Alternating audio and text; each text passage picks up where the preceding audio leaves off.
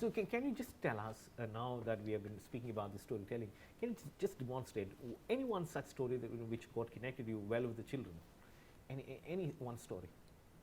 Oh, there are lots of stories that can connect.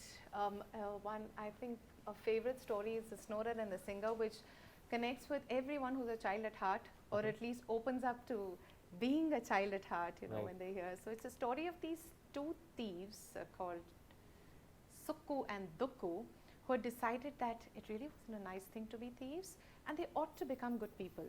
And so they said, oh, we will go to the river Ganga and take a dip there, wash away all our sins and become wonderful people. No more robbing, no more stealing. And off they set off. Ding lum lum, lum lum, ding lum lum, tiding tiding, ding lum lum, ding lum lum, tiding tiding. And as they went on and on and on and on and on in days when there were no buses, no planes, nothing at all but just their legs, they got very tired. Ding lum lum, lum lum, ding lum lum, tiding tid, ding. And Sukku and Dukku, the poor once thieves, realized that even though they were tired, in the distance they could see a little village, and my oh my, they could see small lights. There were people there, and they quickly headed to the village, and there an old woman came and said, Namaste, Namaste, Namaste. Are you tired? Are you hungry? Are you travelers? Do you want some food to eat? Do you want a place to rest? And they said yes, yes, yes, yes, yes to all of the questions. And this lady quickly called them in. They washed their hands and they were given a wonderful meal. Hot rice on a banana leaf and dal and curry. Oh, they loved it. And of course the dessert. Khajas from Kakinada. They enjoyed their juicy dessert. And they were really tired and said, ma'am, could you just show us our beds, please, where we could rest? She took them to a beautiful little hut, and there, two lovely beds, and Sukku and Dukku were about to fall off when she said, just a minute, I hope you remember the rule of our village which I told you when you came. Ma'am, you didn't tell us any rule. Did you hear the rule? Well, I didn't. And that's what both of them said. They said, ma'am, you didn't tell us any rule. She said, oh, of course I did. The rule of our village is, when you sleep, you must not ever, ever snore. Snore? All right, ma'am, we'll take care. Okay, good night. And the lady left. Ma'am, excuse me, in case we snore, what happens? In the morning we chop off your heads. You chop off our heads? For? Yes, good night. And the lady left. Now Sukku and Dukku were wondering what to do. Not that they have a choice, because they knew that they were stuck in the village for the night. And Sukku turned to Dukku and said, do you snore? No, I don't snore. Do you snore? Nah, go to sleep. So both of them went to sleep. But in the village, just to make sure that nobody snored at night, they had a night watchman who went with his stick. Tock, tock. Go to sleep. Don't snore. And the night watchman went around at 9 o'clock, silence. At 10 o'clock, silence. At 11 o'clock, silence. And at 12 o'clock, when the night watchman was taking his walk with his stick, there was one little snore that had started, and it got louder and louder. And it was Mr. Sukku in the little hut, oblivious of everything around him, and Dukku woke up. Sukku, shh, shh, shh, shh.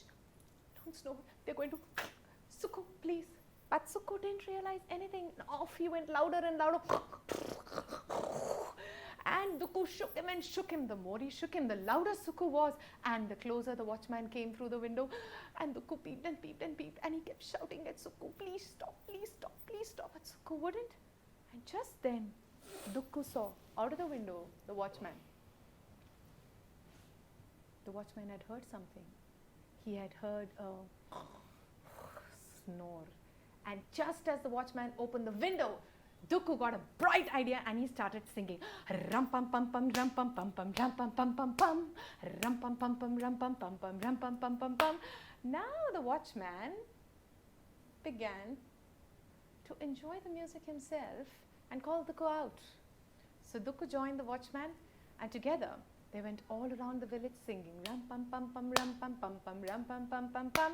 Now slowly one couple who was wide awake after their kids had gone to sleep also joined in and began to sing along. A little while later, the little children came, and then grandmas and grandpas and more children and more people, and soon the whole village was singing and dancing rum pum pum pum rum pum pum pum rum pum pum pum pum. Everyone was having a wonderful time, and suddenly the chief of the village woke up. He opened his door and came out and said, "What's going on? What's all this commotion, huh?" One little girl came up to him and said, "We're all having such a wonderful time singing and dancing rum pum pum pum rum pum pum pum rum pum pum pum pum." And the chief looked right down at the little girl and said,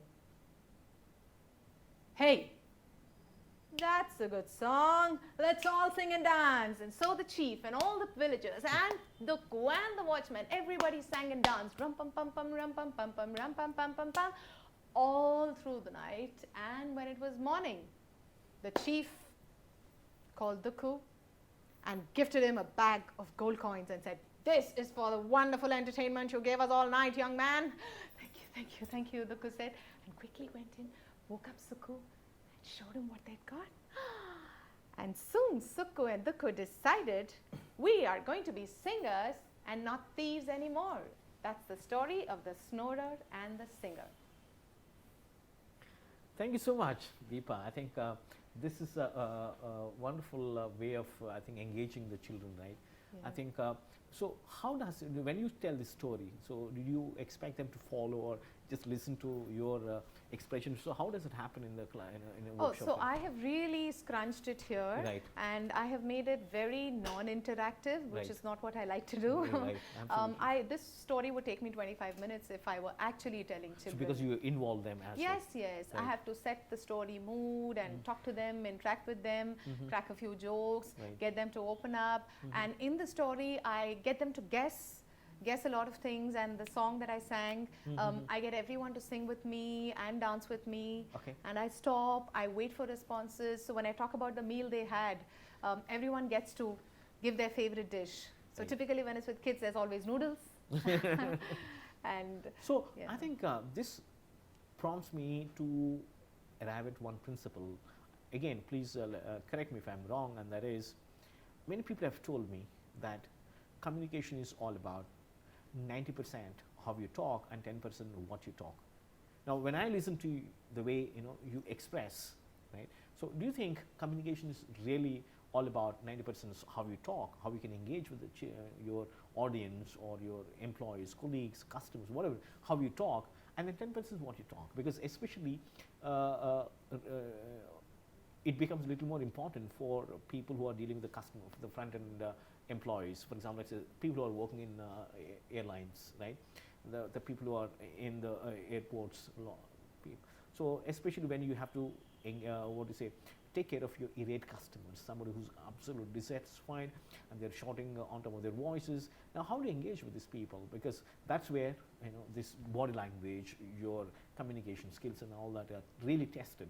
So, do you think it really is the case where we can say comfortably that if the communication is all about 90% how you talk, and if you have the storytelling ability or capability, yes, you can really make it, because you become more expressive, and you're also looking at from the point of how you can actually involve these people as well, because you're also sharing their emotions in one way or other, because you're expressing through a lot of actions, maybe, I mean, with all the limbs that you have, maybe eyes, maybe nose, I mean, all hands and blah blah kind of thing. So therefore, do you think it is actually the case that 90% is how you talk is all about communication, and 10% is what you talk? yeah, so as a storyteller who loves stories and who values the role of stories, Right. I would say the content also becomes significant. Okay. In the sense, what you have to say, if it is just transmission of information, then it goes overboard. Right. So the what also becomes significant. If the same content, you can create an analogy, find an analogy and the appropriate link, and share that instead of your actual information, Right. chances are far higher that it will be received. So in that sense, I would prioritize content. Also. Yeah. And the way you choose to create the content, not just when we say how, for me the how is the way you choose to create the content, the way you choose to flesh the content. So, if I'm right, the one that you're talking about earlier as a framework kind of thing, is that the one that you're talking now? Yeah, the framework in which you choose to place your content, right? So I might have, I would say, a predetermined outcome in mind when I'm sharing Snorer and Singer with a specific group, right? I'm just taking the example of the story since I shared it right now, yeah?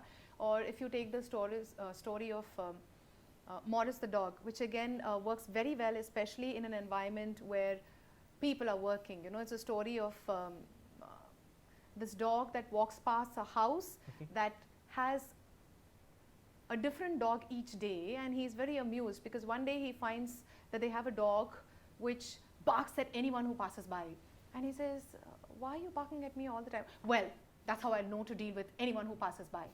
And the next day he finds that it's gone and there's another dog there which is very sweet, and whatever you do to it, it doesn't matter. It just lets you do what you wish.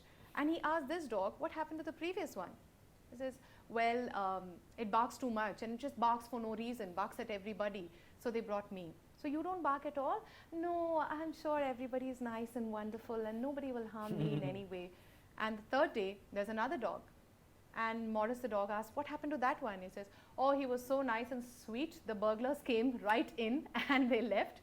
So he was thrown out. And here I am. He says, you're not barking.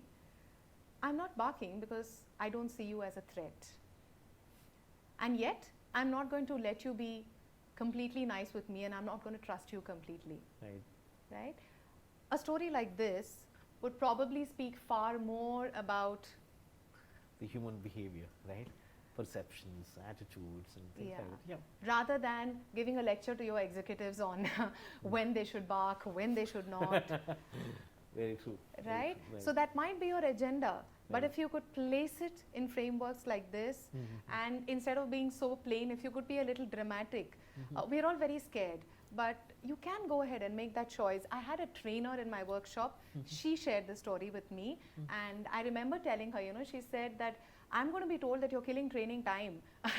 You're just telling stories and you're killing training time. And I said, why don't you just try telling the story, knowing that you want to share the story without worrying about the time. And apparently it actually worked, because she mentioned that in her email, saying that, Deepa, I tried this. I just tried telling the story, enjoying it and sharing it, and my trainees loved it. So I do think that how is important, no doubt, but the way you present that, so working on your content is just as important. So how easy is it to get this content? Because I think, and you, as far as subjects is concerned, you have enough information. You have Google and textbooks and blah blah kind of thing. But then when it comes to this kind of thing, for example, let's say I want to train people in motivation. I want to train people in, let's say, team building. I want people to be trained in leadership. I want people to be trained in ownership, for example, or responsible, accountability. These are all the things that people want to be trained in different, typical companies. So therefore, do you have a set of exercises or this content available already, or do you think you prepare yourself? Because in that case, it becomes very self-centric, because if you're not there, there's no one else who can deliver that. But or do you have this open content, or there is some source where people can source this content from? So I would answer that in two ways, and partially answer the previous question also in the process, which is, when we are talking content for the stories, you are talking about what stories you choose to share. Right. So there are two elements to it, right? I think it is the story that you're living. So storytelling is a great deal about honesty. It's a lot about honesty at two levels. You know, it's honest with the whole of your communication. So if I'm going to say stop, but I'm not really serious about wanting a stop, if I'm going to say stop, I'm sure I'll be listened to much more. Right. And if there's a smile in my eye, then there will be less resistance Serious. to that stop. And I'm going to say stop, you know, Right. stop. There's an openness to receiving it. And when I say stop, and I stop as well, Right. right? I'm just giving a very simple example of an act, but I mean in terms of when you're talking about motivation, if you're not motivated yourself, Right. you know, the story you live, Mm-hmm. especially as a leader in a corporate environment, the story you live will speak far more. So you have to walk the talk. Yeah. Right. Having said that, the stories you choose, I think a lot of it will come from a storyteller. Also has to be a fantastic listener. So when you listen to your people and you listen to their stories, that means you're listening to their challenges that they have, and you will create the stories that reflect what you want to say, and yet it is sensitive to the challenges Right. in reaching there.